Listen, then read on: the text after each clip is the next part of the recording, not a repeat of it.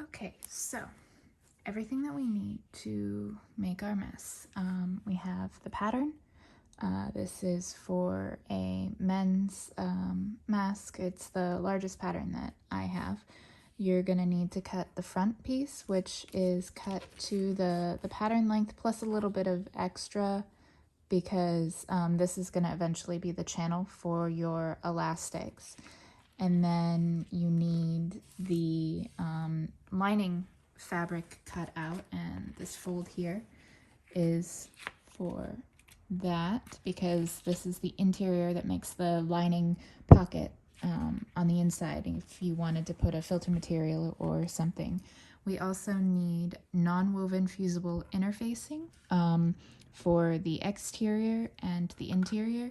The one I use for the interior is a little bit lighter and it makes the mask a little bit easier to breathe through, but for that exterior one I do use a heavier duty non-woven fusible interfacing.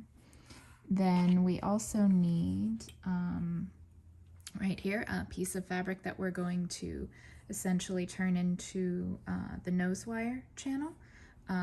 We'll be, folding over these ends to trap them in and sewing it on the inside, but I'll show you how to do that in a minute.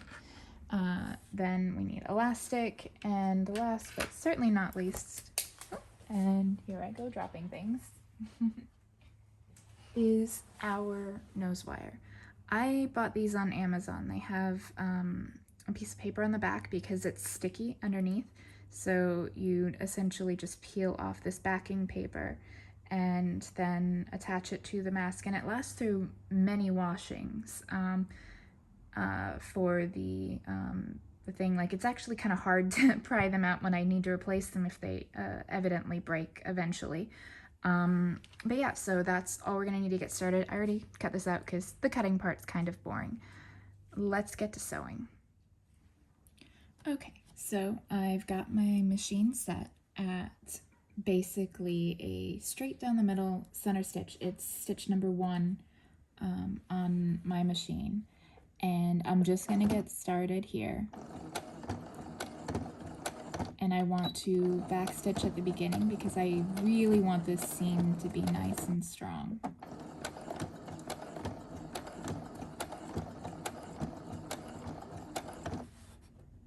And I just want to follow the curve of the mask.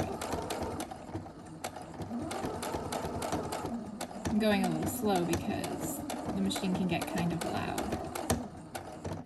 And I don't want to blow everybody's ears out with that.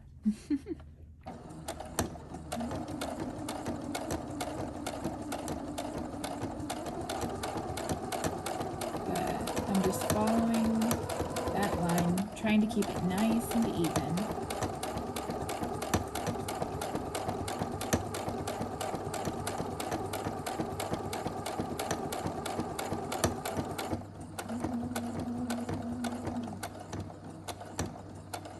And when I get to the end, again, I want to back stitch.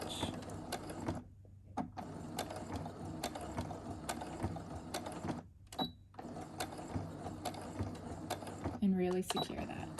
Lift up the needle, pull that out a little bit, and then I can get started right away on the other part of this plain black mask that I'm doing. Maybe I should have chosen a brighter color for this for demonstration purposes.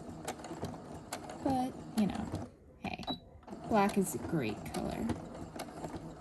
And this mask in particular, I plan on doing something special with some iron-on vinyl.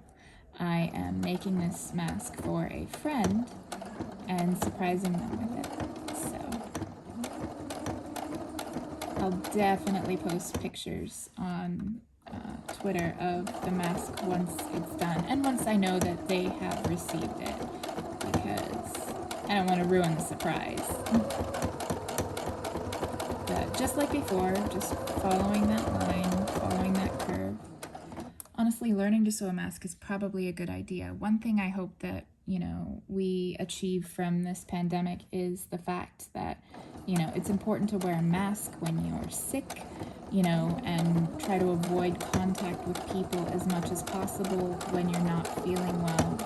Because honestly, we had next to no flu season this year, and that's partially because people were socially distancing, they were wearing a mask, they were using proper hygiene, washing their hands.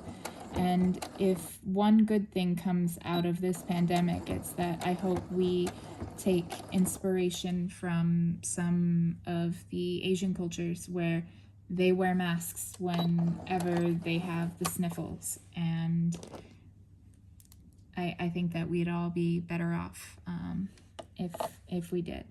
But I'm just going to trim these, and then I will move on to the next part in just a moment. Okay, so now that we have sewed our lining and our main piece, we need to clip the seam allowance here. I've already done it with the front piece, and you need to clip down and get close to your stitches, but don't actually cut through them. That would be bad. And it doesn't have to be perfect. Essentially, you just want to snip, I don't know, every quarter to half inch or so. This basically will allow the mask to curve better around your face, because if you didn't snip these little notches or these little slits into it, then when you go to wear it, it would be a little bit bulkier, and it would be a lot harder to do the part that we're going to do next, which will take us back to the sewing machine. So, okay, back at our sewing machine, we're going to take and sew down the seam allowance. I'm also going to make this stitch length a little bit smaller. Now, I tend to do the liner piece starting from the bottom and folding it over to the left. And you want to make sure that your seam allowance is pressed over all the way. And we line this up. And then when I go to do the front side of the mask, the outer layer, I will start at the top, still pressing the seam allowance over to the left-hand side. And the reason I do this is so that when the pieces are put together, there's not too much bulk, because the seam allowance will be pressed to one side for the top and it'll be pressed to the other side for the bottom. So it lays a lot flatter by doing that. So for this part, we're just going to make sure that our seam allowance is tucked over the entire time and just sew a straight stitch across. And I do back stitch a little at the beginning. Again, just to keep everything nice and strong. But I will make sure to push underneath with my fingers to force that seam allowance over, and I'll hold it flat on the top so that I can feel on this other side. You should have just, the one layer of fabric on the right hand side, and you should feel the extra fabric of the seam allowance on the left hand side as you're going along.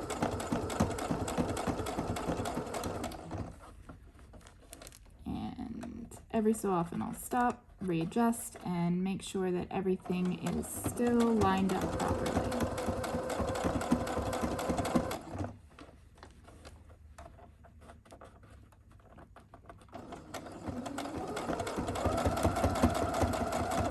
I've made so many masks during this pandemic, but honestly, I'm glad to do it. I enjoy sewing, I always have. And the pandemic, I hadn't been sewing in a couple of years. And the pandemic did get me back into something that I was passionate about, and I refound that passion, and I plan on doing even more fun and exciting things going forward. Especially cosplay. I'm definitely going to make Scarlet Witch's costume from WandaVision. I am super super excited to do that. Scarlet Witch has always been one of my favorite characters in one of my favorite superheroes.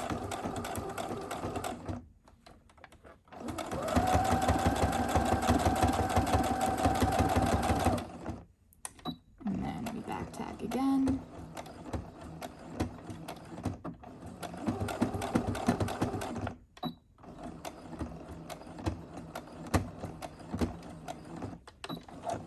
Like before, we don't have to cut it off. We can literally just get started straight into the next one. And just like before, push the seam allowance off to the left and get started.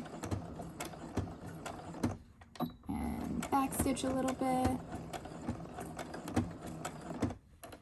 And now we're ready to go in earnest. And just like before, every inch or so, I will reach under and just make sure that everything's lining up properly. There is a slight curve to the mask that we sewed in, so it takes a little bit of practice. Normally I would be sewing this a lot faster, but between talking and demonstrating, I do hope that this video will help, you know, people learn the work that goes into making a mask, and, you know, hey, if you want to try it yourself, just let me know. I can see about scanning my patterns and sending them to you if you like.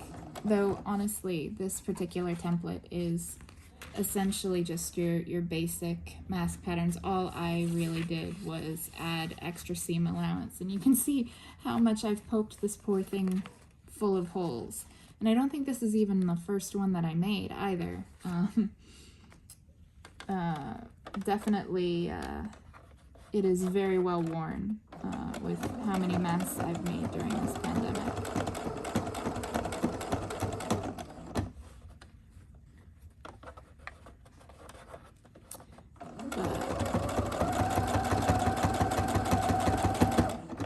Again, just every so often, make sure everything's pushed over to the left. And when you smooth it down, you can really feel it, that there's only one layer of fabric here, but you can feel that there's multiple layers of fabric on this side because of that seam allowance.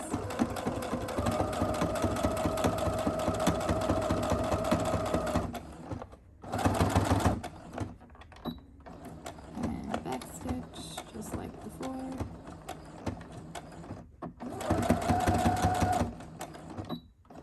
The one thing I don't like about this machine is the back stitch is a little bit slow. Other than that, I absolutely love it.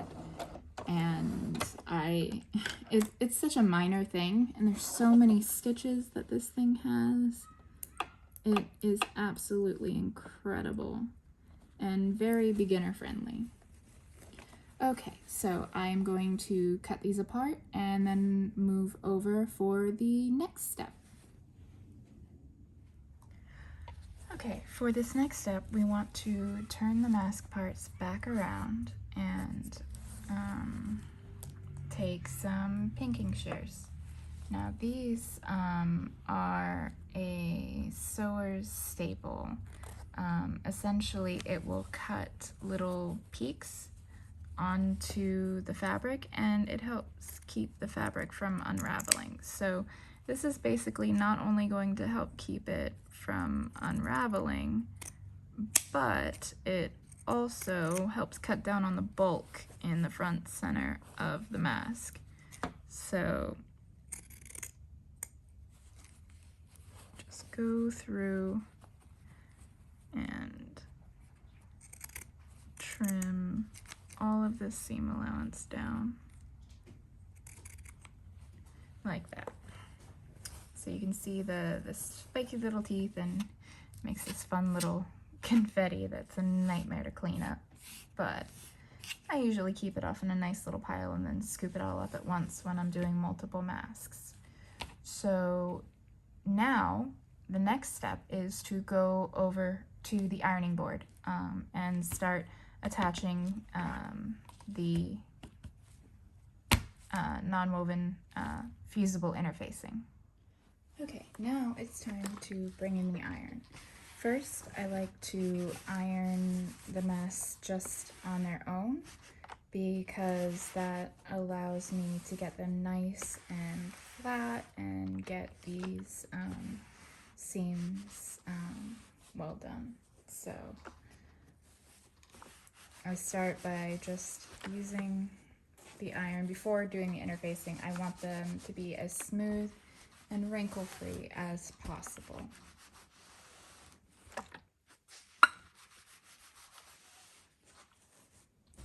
And I'll do both sides. Now the interfacing, you don't have to cut for the entire length of the mask. You really only need it for the part that is right in front of your face.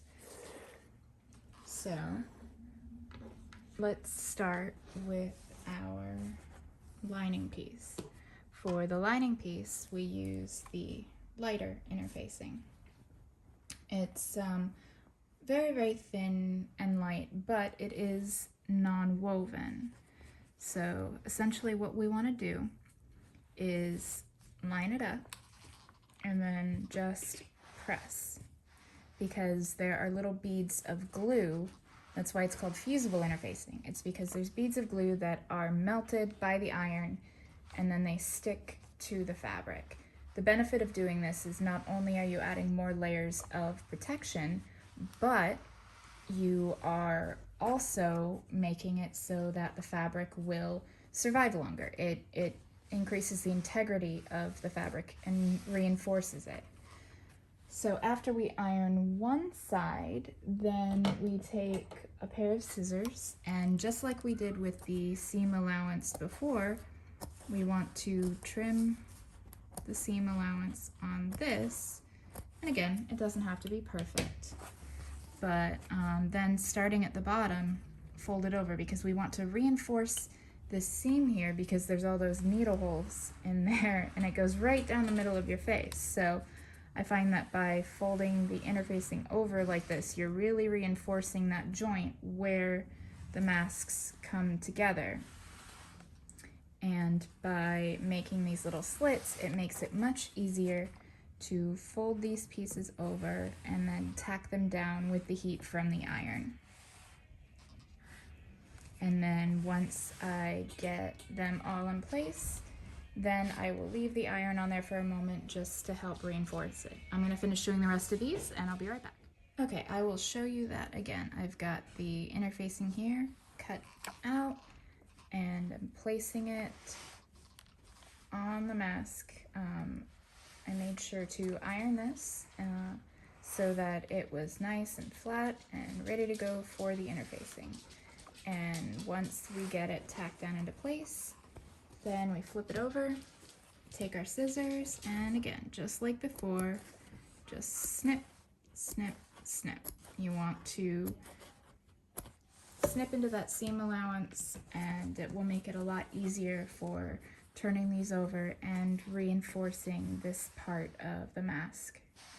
So I usually start at the bottom and work my way up. Let's see if I can zoom in a little bit.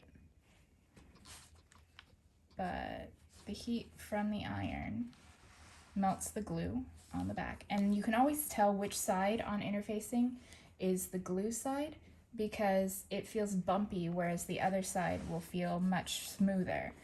Don't make the mistake I've made in the past where you accidentally put the interfacing on the wrong way and then get glue all over your iron, because it is a nightmare to clean off.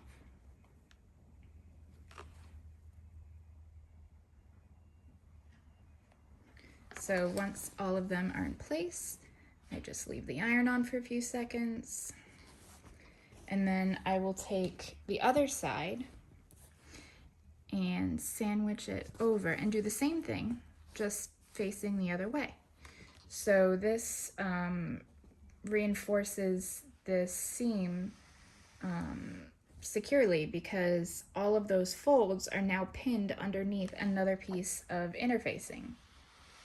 So then once I get this ironed into place, I'll flip it over and again make those little slits to make this part easier. You honestly wouldn't be able to fold the interfacing over if you didn't make these slits in the seam allowance, because it wouldn't want to have any give, so it would basically pucker and it would not lie nice and flat and neat. Oh, bumped my camera. So essentially, I will tack all of these down by lightly touching it with the iron and then hold the iron in place once I get them all where I want them to be for a little bit longer. And you do this on both parts of the mask. So I'll set that in place for a moment while I get the interfacing for my lining piece ready. And you can see how there's a bit of overlap from where I laid those pieces down. That overlap would be little bumps and puckers if I hadn't made those slits. This lies perfectly nice and flat, but it wouldn't do that if not for those cuts in the seam allowance. So we're done with this for now. We'll move this one back over. Oopsie. So get it lined up and then just press it down.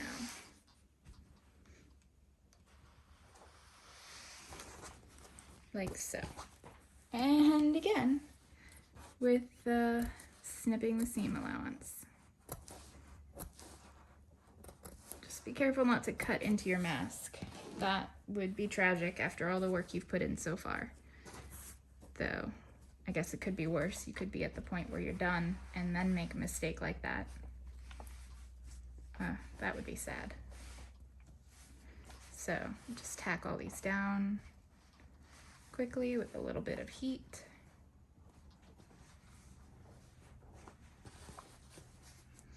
The longer you hold the iron there, the more tacked down it'll be. So when you're first going, if you just touch it quickly, it should hold in place,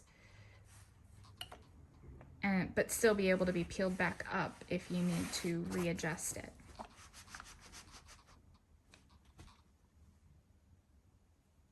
All right, so now there's a little bit of overlap up at the top. We can just trim that off and throw that away. We'll do the same on our front piece. There's that little bit at the top. That was excess. Now, we want to take these and turn them right side out. And a little extra string there. Press them out. I usually will do a press with my fingers to get that seam nice and flat before I go in with the iron. And the benefit to doing this is you are getting it ready for ironing, and it will make the next steps in the process a lot easier if this is nice and flat. And if there were any spots on the interfacing that you didn't hit with the iron long enough, this is another way to make sure that glue gets melted and bonded to your fabric. So this part still has a little bit more work that needs to be done, but this outer part is actually done for now. We won't need to come back to this until we are attaching the lining and the exterior piece together. So I will give this a really good iron with a little bit of steam. Make sure it's nice and flat. And set it off to the side until we get to the point of final assembly. This part still has a little bit more work that needs to be done. First off, I will take my little embroidery scissors and plop them down on there to keep that out of the way, but we need to make a fold here. And I'll usually just kind of eyeball it, but essentially we want at least 3 folds because we want to trap that edge in, and I want to fold it up so that it overlaps with my interfacing. And then I will hit it with the iron so that it stays nice and crisp,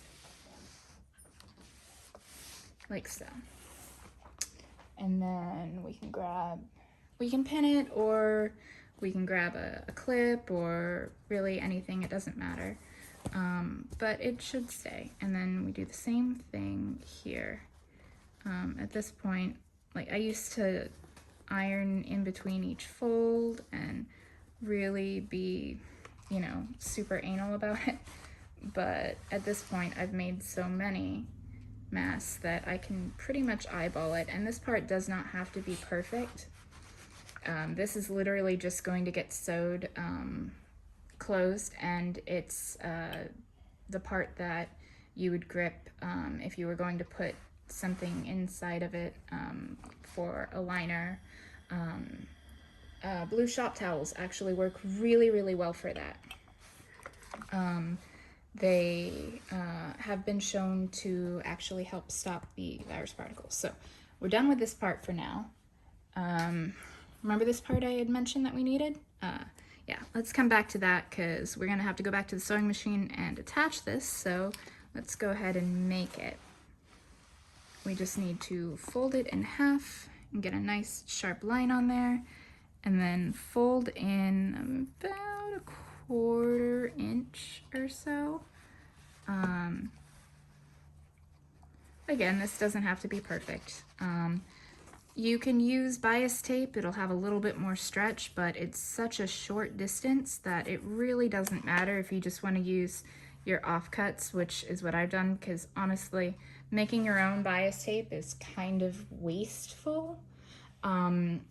There's a lot of fabric that kind of gets left behind, and you can't always find bias tape in the store, so I did some trial and error and found that I could do this just fine with just regular fabric, and started using my offcuts to be a bit more economical.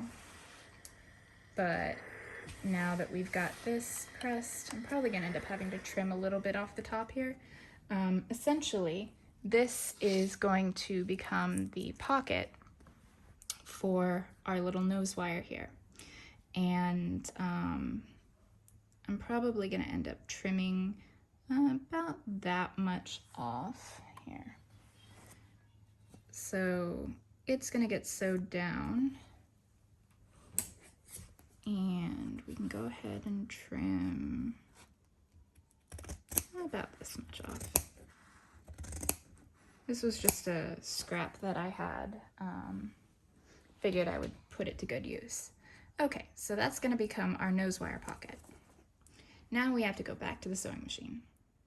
Okay, so back at the sewing machine, we just need to sew up these edges. And I like to be super secure with it, so I will actually sew all the way around. But you really only have to sew down 2 sides.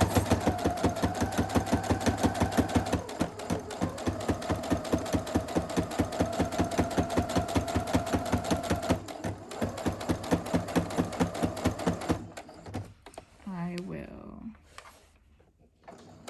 sew down to the bottom, then turn.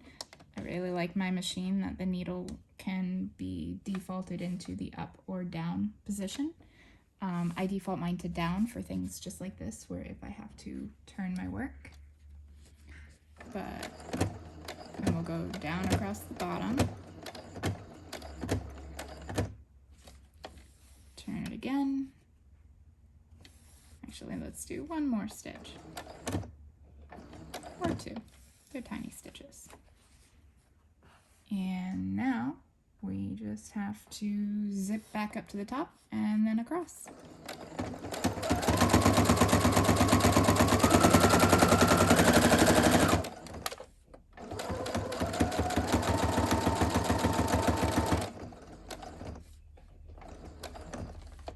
And now we go across.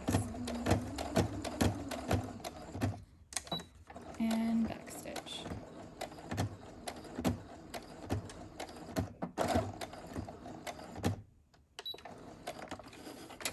this doesn't matter super much because the top and bottom are going to be sewed together when we get to the final assembly step. So, got a bunch of strings in there. So we just need to do that to the other side and then attach our nose wire after we sew it, which won't take very long at all.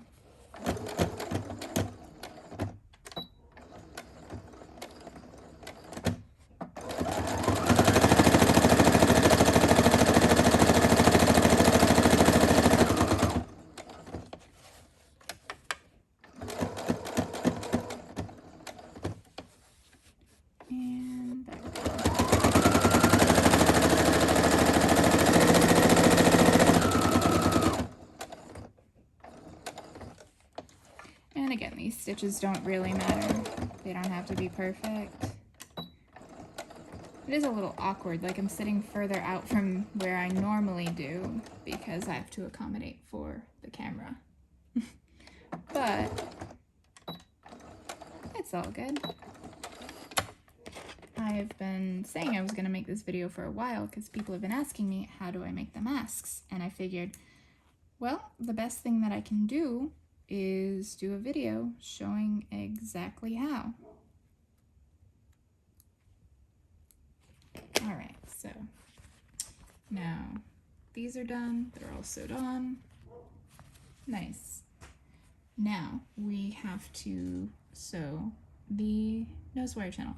For this, we're literally just going to sew across the sides because the top part of this is going to get sewed into the mask, and so is the bottom. The sides we just need to close so that these raw edges that we sandwiched inside will get encased by those stitches. So that's what we're going to do now. And just like before, I like to do a back stitch or two.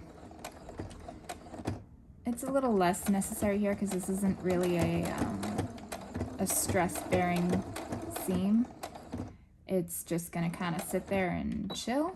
It's not under any pressure of any kind, but I want these things to last. And I do have masks that I made at the very beginning of the pandemic that are still going strong. I mean, I've had to replace the nose wire in a few of them, but honestly, it's not too shabby.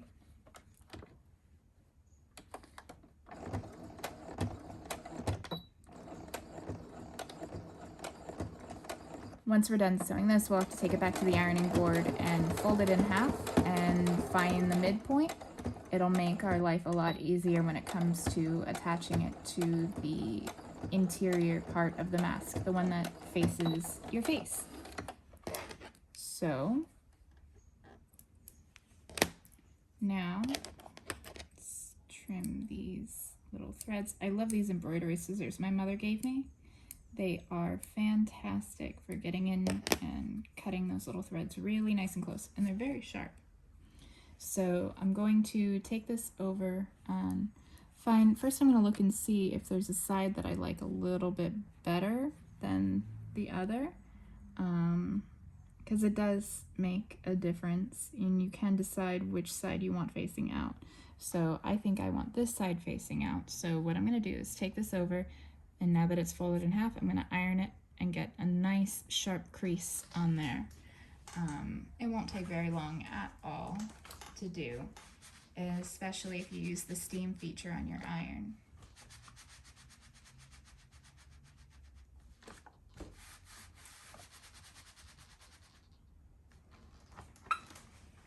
Okay, now we've got that nice sharp crease. Let's turn that steam off. And what we want to do is take the middle of this with the open part, the part that isn't sewed or folded like this because it was folded over, so that is the bottom part of it. You want to put the top to the top, and you can use pins or you can use clips. When I do use pins, I do try to keep them only into the seam allowance because I don't want to be adding more holes into the mask. Kind of defeats the purpose of a mask. So I will do them at the very, very edge, or I will use clips like these. They call them Wonder Clips. You can get them for really cheap on Amazon. And if you're going to use the clip, then you just line it up like you would normally and the clip on there instead of using the pin. Either way works. It's just personal preference. I also like to use the ultra fine, like hypodermic needle sharp pins when it comes to sewing these.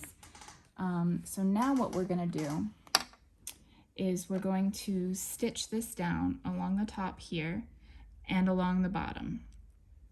And then this part of the mask will be done and it'll be ready to join to the other part. So I find it a little bit easier to sew the nose wire piece on if I flip the mask partially inside out. Well, technically this is the way that it's going to be facing once it's on your face, but for right now, I find that curving it up this way makes it a little bit easier to sew this in place. And here, I'll tuck that down so that you can see what I'm doing. I'm essentially just going right along this top edge and attaching this to the mask. And again, it doesn't matter if you want to use clips or pins, just use pins that are nice and sharp. That's really what matters. And honestly, I can get rid of that clip. And just hold this in place as I stitch it all the way to the end. And then back stitch.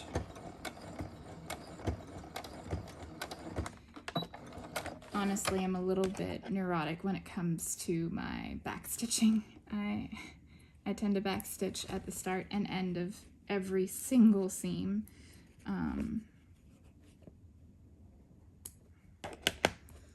Okay, so now we've got this sewed onto the top, like so, but we need to sew it down to the bottom too. So, the same thing we just did, only now we're stitching at the bottom of the little pocket that we're making instead of the top. So, just line it up here at the bottom. Get this out of your way so you can hopefully see.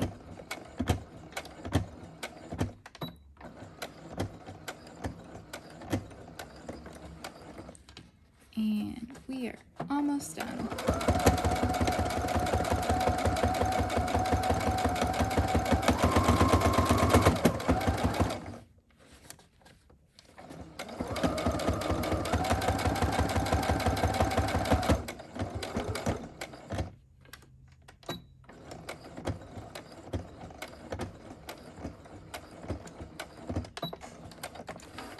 Okay, now we have a nose wire pocket onto our mask.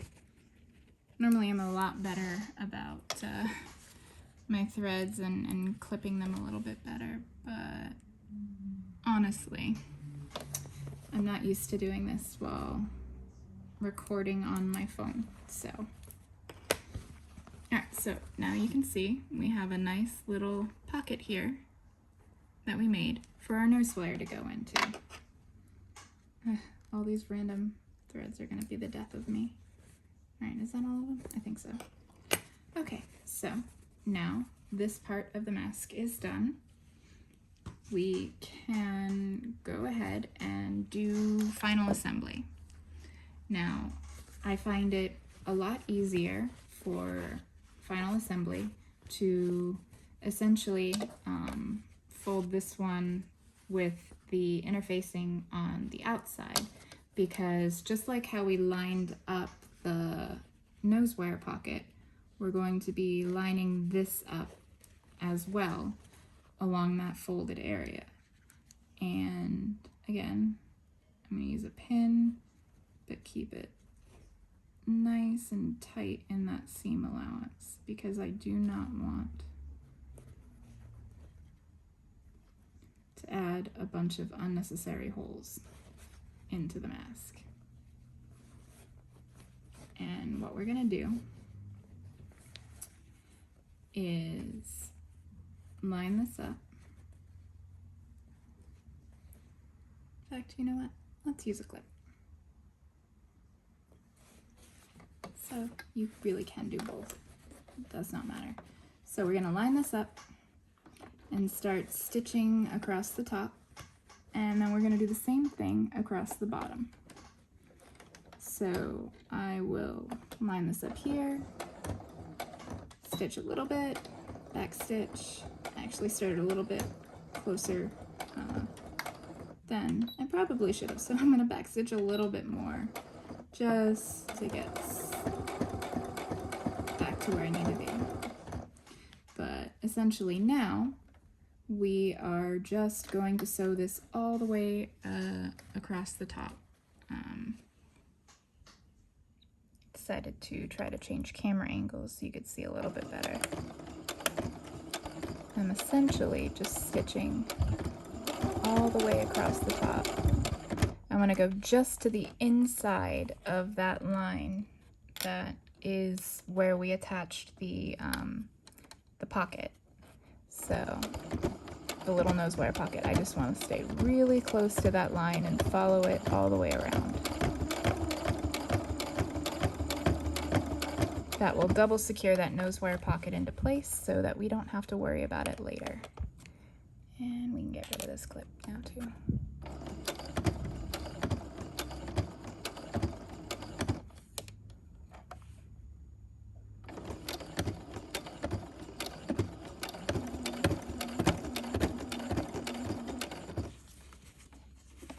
And then we just want to make sure that all our pieces are nice and lined up.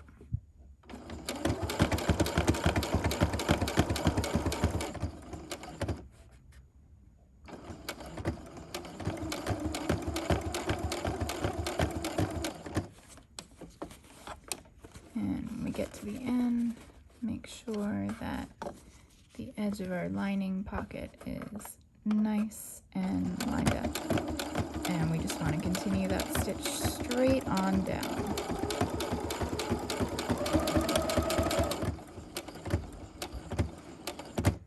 And then we back it up and then we're going to do the same thing for the bottom.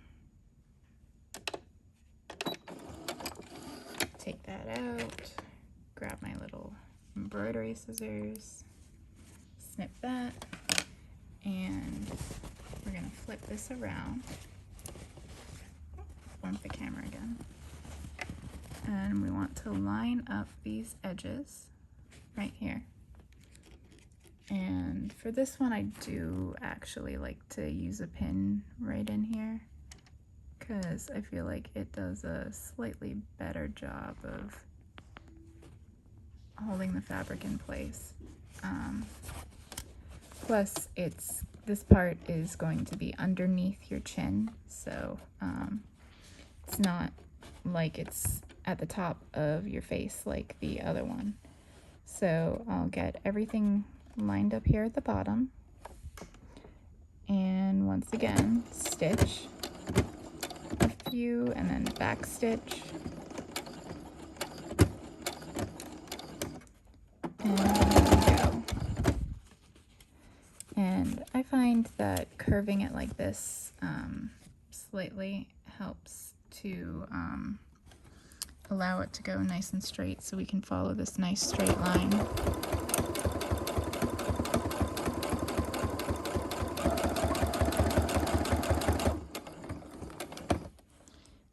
Get there, we take our pin out, stick it back on our bracelet. Like, honestly, this pin cushion is the best thing ever.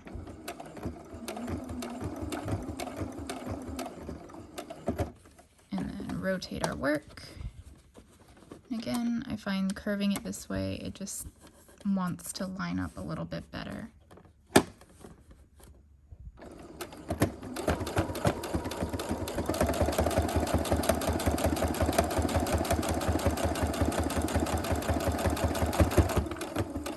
And you should be sewing in roughly where the line is on the bottom of where we folded over to make the lining pocket. So, only a few more steps to go. We're in the home stretch at this point. So now, what we need to do is take our mask, and going from right in here, we're going to turn it right side out, which is not hard at all. And then we'll smooth everything out and bring it back over to the ironing board and iron it nice and smooth. Once we've finger pressed the seams a little bit. But it's starting to take shape. It's starting to look like a mask now. All right, just a few more steps. Okay, so at this point, we are almost done. All that's left is, as far as sewing goes, to sew these side channels. And I start by giving it a really good press with my iron because I want all of these seams nice and sharp.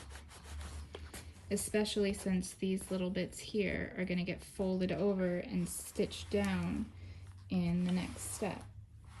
Because we're going to be doing the same stitch before across the top and bottom like when we were attaching them, but this will be going through all the layers to help give it a little bit more stability and keep it from wanting to turn inside out. I mean, it doesn't usually happen, but hey, you never know. Washing machines can be crazy.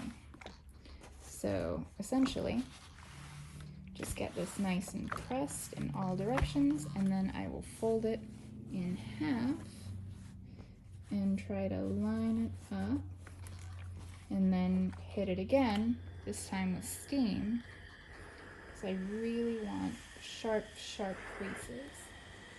When it comes to this final step, it'll make things so much easier, especially on my sewing machine, trying to get through all the layers.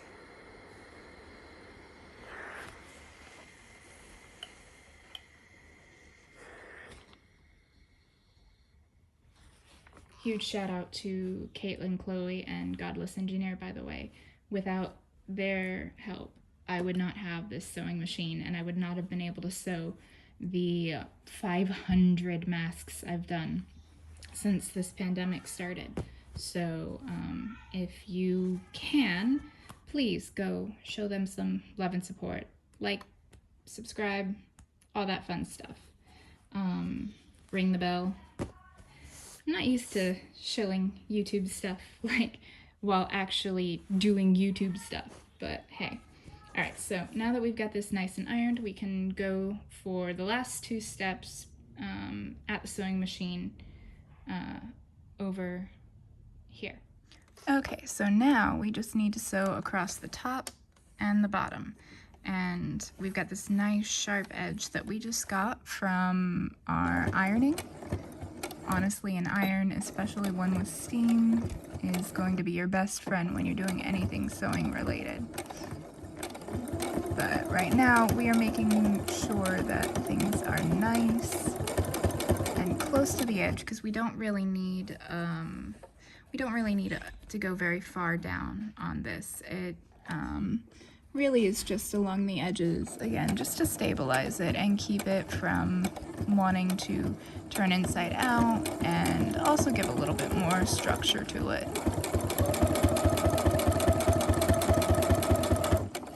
The hard part is when we get to this part here where it has to go through all those layers.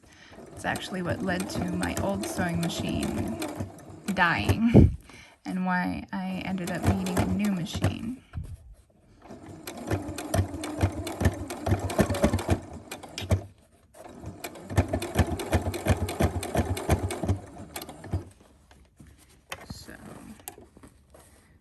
can just press this down here so that it's out of your way. Sorry about that, I bumped the camera again. Sometimes it wants to be a little bit of a pain.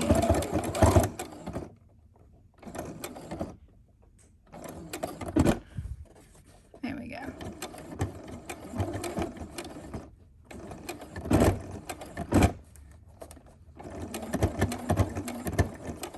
Didn't really press it very much, and it's showing, because the flatter you can get it, the less my sewing machine has trouble. Honestly, and it's about time to change the needle too.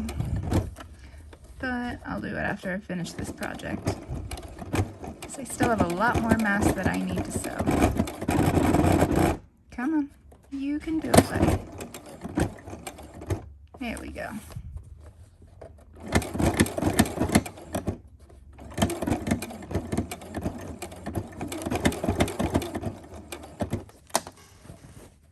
So we just go all the way down and across.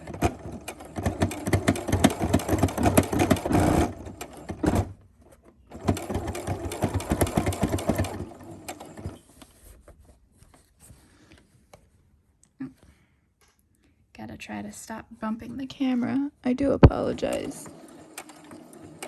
I essentially just have a little wavy stick thing that I can bend and manipulate into a position, but it is far from perfect. But I am using my iPhone to record this, so.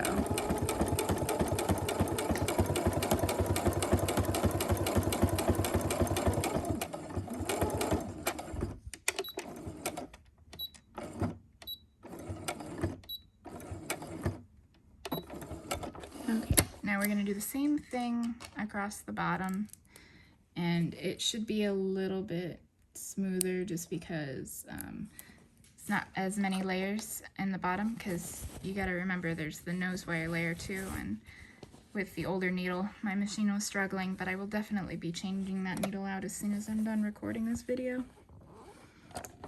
Take care of your sewing machines and all that. Do as I say, not as I do.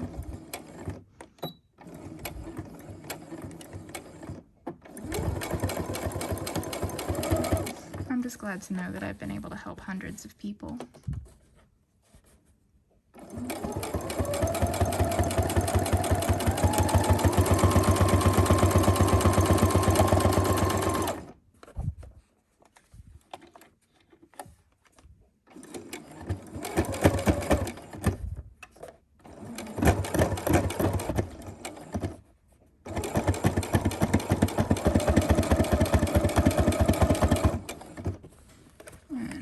Down here, like before, I find turning it into a more concave shape helps make it a little bit easier to get around this curve.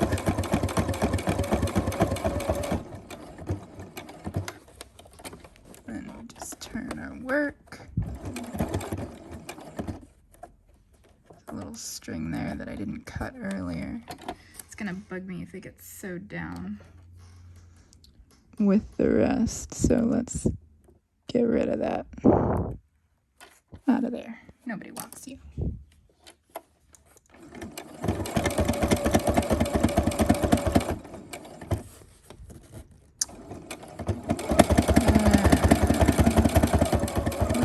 are nearing the finish line. We just have to finish down here along the bottom.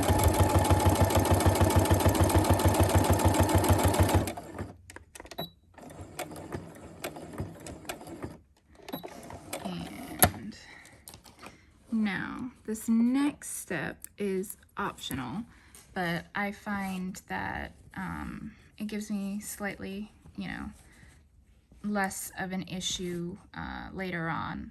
But okay, so this next step is optional, but I think it works better overall. I will take my little embroidery scissors, really any scissors will do, and I will trim this excess fabric here close to my stitch line, and I'll just do that on all of them. That way I find like when I'm putting the elastic in, it's a little bit easier because I don't have to worry as much about it catching. The tweezers that I used to put the elastic in, I don't have to worry about them catching on like the fabric. Plus, you know, it's less worry about it fraying if it's trimmed nice and close. So I'll just do that on all the sides.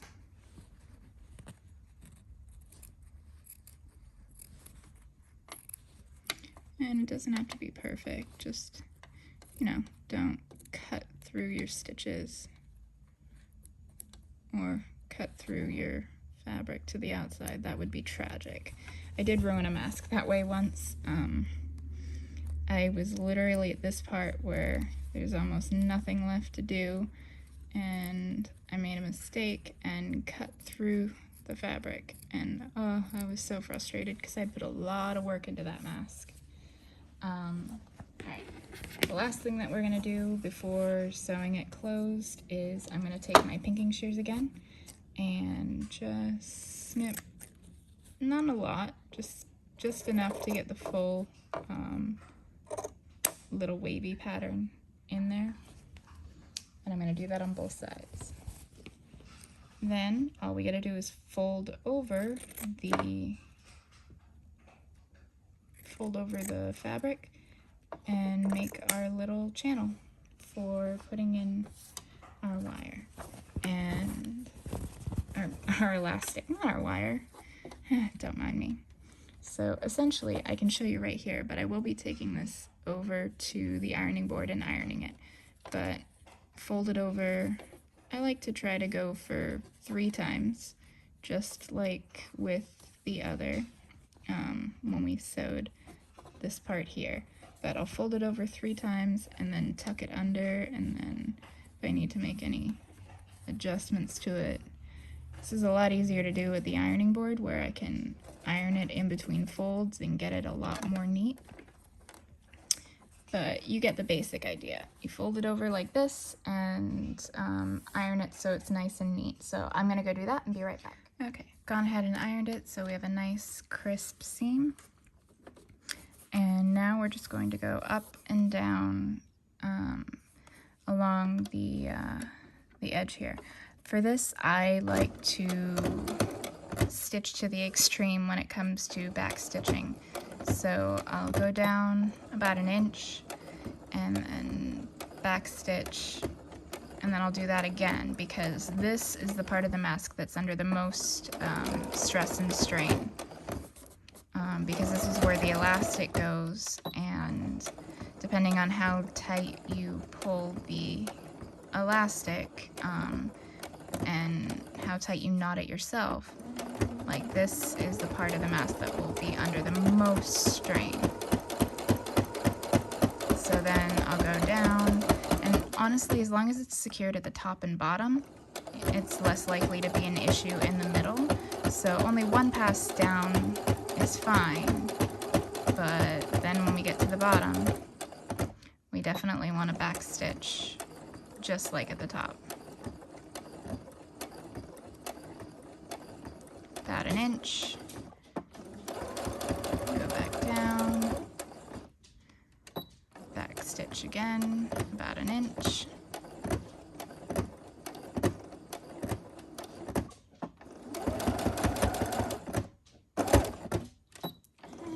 Just a little tiny bit. Really securing that in place. And it doesn't matter if your stitches don't line up perfectly along this, really. I mean, I used to care and I would get so upset and remake the mask if it didn't line up perfectly right here. But I have long since given up, and darn, I unthreaded my needle. That's unfortunate. But that's okay. The one thing I love most about this machine is that it has the automatic needle threader. Oh, if I can do it right. Let's see. Darn it, I didn't let go fast enough. You can be a little finicky. but oh, I might go too fast. All right, I'm gonna thread this where I can see. Okay, now that I've got my needle rethreaded, it's really hard to do while I've got both of my arms going around a camera, because the camera's literally between me and the sewing machine. It's right there. So now that I've got that taken care of, I can go ahead and finish this part off. And this is the last part of sewing that we need to do.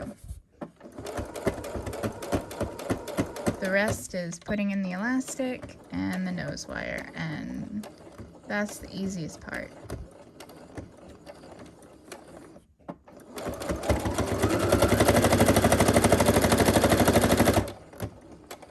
Ooh, I did not expect that to bounce so quickly.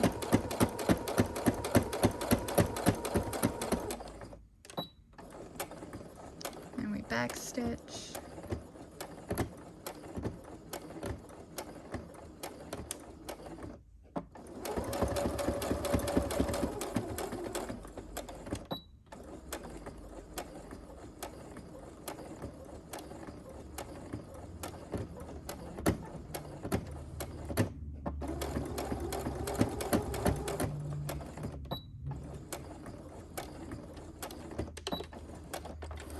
And we are now done with the sewing portion. All that's left to do now is to trim our threads.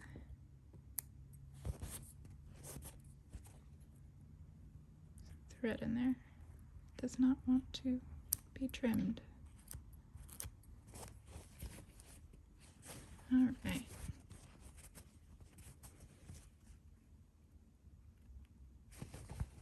So our mask is almost complete. All that's left to do now is add our nose wire, which I'm going to do right now. So to do the nose wire, take and peel the little thing off, and it's nice and sticky. It's very sticky actually on the back, and I find it easier to take a pair of pliers.